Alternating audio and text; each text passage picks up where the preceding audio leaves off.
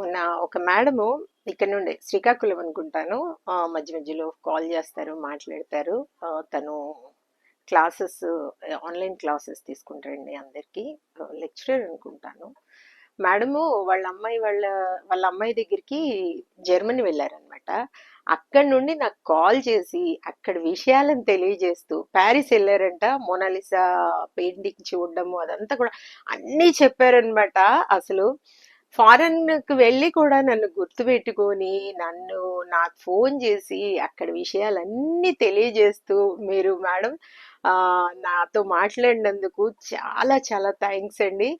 ఆ నేను అనుకుంటాను నిజంగా ఒక్కొక్కసారి మన వాళ్ళు మనకే ఫోన్లు చేయరు, మన వాళ్ళు మనతోనే మాట్లాడరండి. ఆ ఏంటి అవన్నీ తెలియజేయడం అవసరమా అన్న టైపు ఉంటారు కదా జనాలు కొంతమంది. కానీ మేడం కాల్ చేసి నేను చెప్తా ఉంటాను కదా, ఎందుకంటే వీళ్ళ గురించి ప్రత్యేకంగా చెప్పుకోవాలి, ఎందుకంటే వాళ్ళ అభిమానానికి చాలా హ్యాపీ అనిపిస్తుంది కాబట్టి నేను చెప్తా ఉంటాను. కొంతమంది ఎక్కడికైనా వెళ్ళినప్పుడు కూడా అక్కడి నుండి కాల్ చేస్తూ ఉంటారు అని కూడా నేను చెప్తా ఉంటాను కదా. మొన్న అయితే మేడం ఎంతసేపు మాట్లాడారంటే ఒక హాఫ్ అన్ అవర్ పైనే మాట్లాడుకున్నామండి మేము.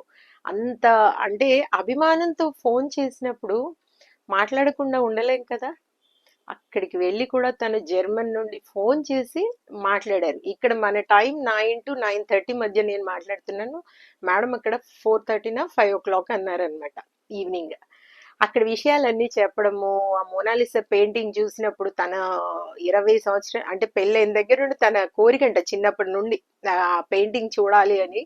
ఇంకా వాళ్ళ అమ్మాయి చూపించినప్పుడు ఎంత హ్యాపీగా ఫీల్ అయ్యారో అనేసి చెప్తా ఉన్నారనమాట. మేడం, మీ అభిమానానికి నేనైతే చాలా చాలా చాలా చాలా కృతజ్ఞురాలండి. Thank you madam, thank you so much అండి. మీరు అక్కడికి వెళ్ళి కూడా గుర్తుపెట్టుకొని నాకు కాల్ చేసి మాట్లాడినందుకు థ్యాంక్ యూ మేడం.